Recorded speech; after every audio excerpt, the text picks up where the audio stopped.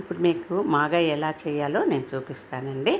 ఇది మేము లాస్ట్ 35 ఏళ్ళ నుంచి ఈ పద్ధతిగా చేస్తాం మాగాయి.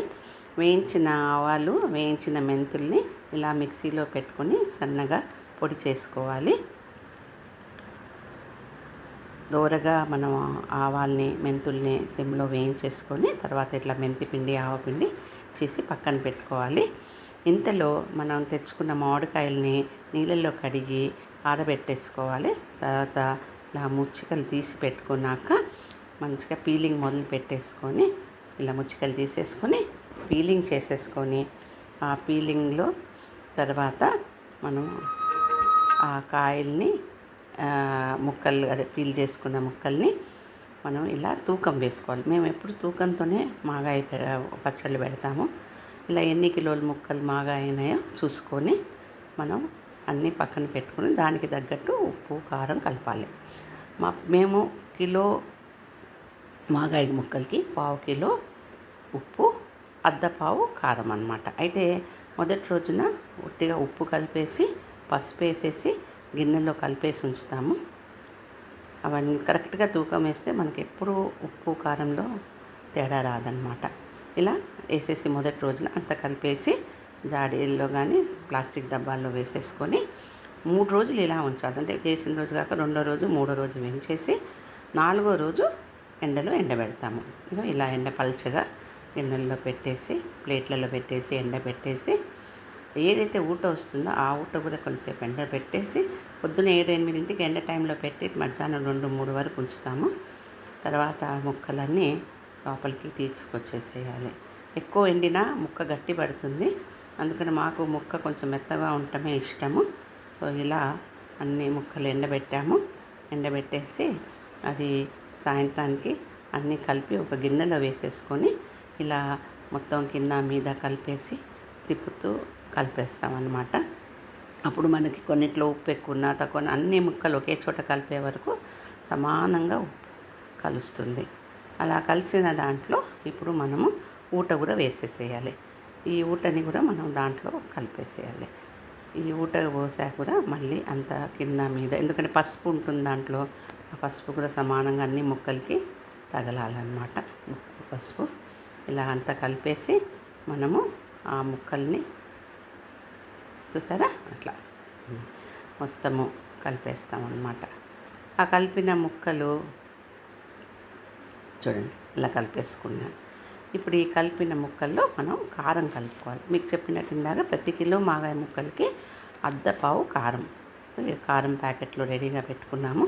ప్రతి తూకం వేసేసుకొని కారం రెడీగా పోసుకోవాలి. ఈ కారం వేసాక కూడా మళ్ళీ అంతా కలుపుకోవాలి. కింద మీద ముక్కలతో సమానంగా కలిగేటట్టు కలుపుకోవాలి. తప్పకుండా మనకు ఒక మంచి సహాయం అవసరం పడుతుంది. మనం ఒక్కళ్ళమే చేసుకోలేము ఇంత పెద్ద ఇది.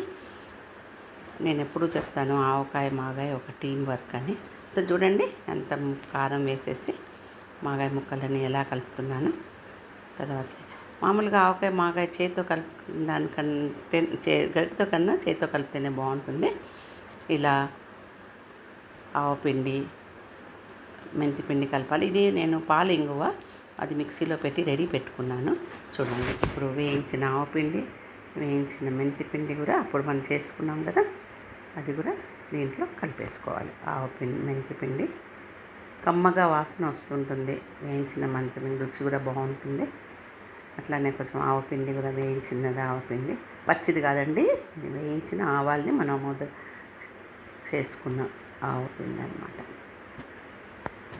ఈ ఇంగువ మటుకు దీంట్లో కలపరు. మనం ఇది నూనెలో కోసమే తయారు చేసుకున్నాం. ఈ పాలు ఇంగువ అంత పొడి చేసుకొని మిక్సీలో రెడీ పెట్టుకోవాలి. ఈ కలిపిన మాగాయ చూడండి కింద మీద కలిపి మొత్తం కారం ఒక సమంగా కలవాలి. చేతితో కలిపితేనే దానికి రుచి. కొంచెం కష్టమే, చేయగలుగుతాము. ఇప్పుడు చేసిన ముక్కల్లో మనం మరిగే నూనె వేయాలన్నమాట. అది ఎట్లా అంటే ఇప్పుడు ఒక బాండీలో నూనె కాచేసుకొని వేడిగా చేసేసుకోవాలి. ఆ వేడి ఎంత కావాలనేది ఇప్పుడు నేను మీకు చూపిస్తాను. మన ఇంగువ తీసుకొని ఉంది కదా పాలు ఇంగువ, పాలింగో చిన్న డబ్బాలో దొరుకుతాయి. అవన్నీ కలిపి నేను ఇప్పుడు 30 కిలోలు మాగాయ ముక్కలకి ఒక 10 డబ్బాలు వాడాను. అవి అట్లా వేస్తుంటే ఇట్లా బుస్సు కొడుతూ నూనె పైకి రావాలి. అంటే ఈ వేడి సరిపోయినట్టు. ఇప్పుడు మనం ఆ మాగాయ ముక్కలన్నిటి కావాల్సిన పాలింగో ఇప్పుడు ఆ ఇంగువ దాని మీద వేస్తుంటే నూనె మొత్తం చూడండి ఎట్లా పొంగుకొస్తుందో. అట్లా మంచిగా మొత్తం కొంచెం ఇంగువ కూడా వేస్ట్ చేయకుండా దాంట్లో వేయండి. ఎంత ఇంగువ వేస్తే అంత మంచిగా సువాసన వస్తుంది. ఇంగువను ఒక్కసారి గరిటెతో పైన కింద కలిపితే మొత్తం నూనెకి ఆ ఇంగువ వాసన పడుతుంది.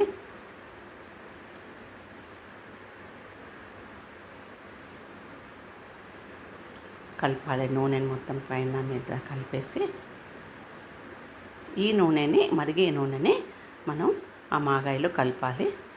నూనె చాలా వేడిగా ఉంటుంది కాబట్టి చాలా జాగ్రత్తగా పోయాలండి. ఈ నూనె మొత్తం పైన కింద ఇంగువ అంతా దానికి వాసన పట్టుకుంటుంది. ఆ ఇంగువ నూనె తీసుకొని మనం మాగాయ ముక్కల్లో కలపాలి. చాలా జాగ్రత్తగా ఉండాలి. నూనె వేడిగా ఉంటుంది కాబట్టి మనం బట్ట సహాయంతో మొత్తం నూనె దాంట్లో పోయాలి. వేడి వేడి మసిలే నూనె పోస్తుంటే అది ఇలా వచ్చేస్తుంది. అది అంతా కలిపేసేయాలి. ఒక్కొక్కసారి ఇంగువ గడ్డ కడుతుంది. ఆ గడ్డను కూడా మెత్తగా చేసేసి కలిపేసేయాలి. ఇలా నూనె పోసాక చెయ్యి పెట్టకండి, బాగా నూనె వేడి ఉంటుంది కాబట్టి గరిటెతోనే మొత్తం మళ్ళీ ఒకసారి కలపటం మొదలుపెట్టండి. చిన్నగా కొంచెం లోపల నూనె కూడా ఇనికిపోతూ ఉంటుంది. అలా కింద మీద కలిపేసి ఒకరోజు రాత్రి అలా ఉంచేస్తే పొద్దున కల్లా మొత్తం సమంగా కలుస్తుంది నూనె. తర్వాత చెయ్యి పెట్టి కలిపి మనం జాడీల్లోకి డబ్బాల్లోకి పెట్టుకోవాలి. ఇది మేము లాస్ట్ 35 సంవత్సరాలు ఈ పద్ధతిగా మాగాయ పెడుతున్నామండి. మా మాగాయ అంటే అందరికీ ఇష్టం. మొదట్లో 2-3 కిలోలు పెట్టినప్పుడు మాకు ఇంకా కావాలి అలా అలా ఎక్కువై మా పిల్లలు, మా ఆడపడుచు పిల్లలు, అన్నయ్య పిల్లలు ఇప్పుడు విదేశాల్లో ఉన్నారు. అందరికీ మాగాయ అంటే చాలా ఇష్టం. సో అందరికీ పంపించడానికి పెడుతున్న మా స్నేహితులకి, బంధువులకి అందరికీ. ఆవకాయ అందరు పెట్టుకుంటారు కానీ మాగాయ ఇలా పెట్టి చాలా రుచిగా ఉంటుందని వాళ్ళకి ఇష్టము. సో అందరికీ పెడతాను కాబట్టి ఇట్లా 30 కిలోలు మాగాయ ఈ సంవత్సరం పెట్టానండి. సరిగా చెప్పినట్టు విన్నందుకు